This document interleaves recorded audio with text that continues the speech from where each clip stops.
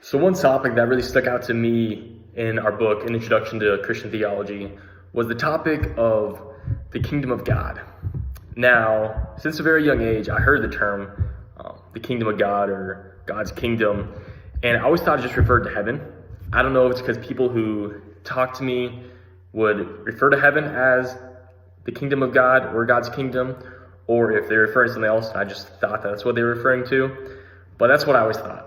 And the book really challenged my view on this because I learned that the kingdom of God does not only include heaven, but it extends so much further than that the kingdom of God actually has no limits at all. It's everything. So in the book, I really learned so much more about the kingdom of God. It was very impactful to me, and we'll talk about later on an application side of it, how it really is affecting my life and how I act. So first I want to talk about on page 147, the author of An Introduction to Christian Theology. He says, "It is not a different place, but rather a different order. It is not a matter of going to earth and leaving heaven behind, but of a new heaven and a new earth." And then he points to Revelation 21, 1 and 2. So I want to read this real quick. So starting in chapter 21, John says, "Then I saw a new heaven and a new earth. For the first heaven and the first earth had passed away, and the sea was no more. I also saw the holy city, the new Jerusalem, coming down out of heaven from God, prepared like a bride adorned for her husband." So I really want to focus here how John says he saw the holy city, the new Jerusalem. And here the word city is not what we typically think of when we hear the word city.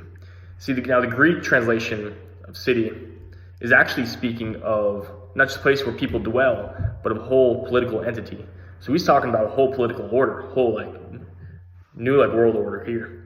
And it's really important to us to see that because this is a place where God is reigning. This is not where we have, our typical presidents or communists or anything like that. God is in charge and God is reigning.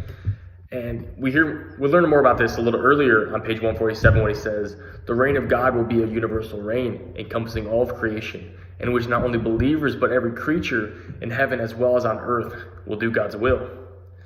So the kingdom of God is not just some certain location, but the location has no limits at all. See, everything everywhere is doing God's will.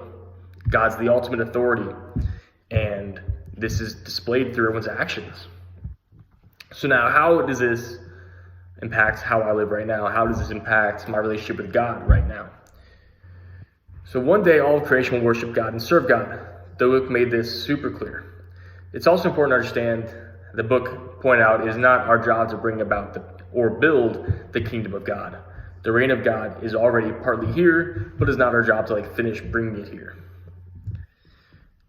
So on page 150, the author says, "The reign consists in a new order under God's rule and is characterized by peace, justice, service, consolation, and joy.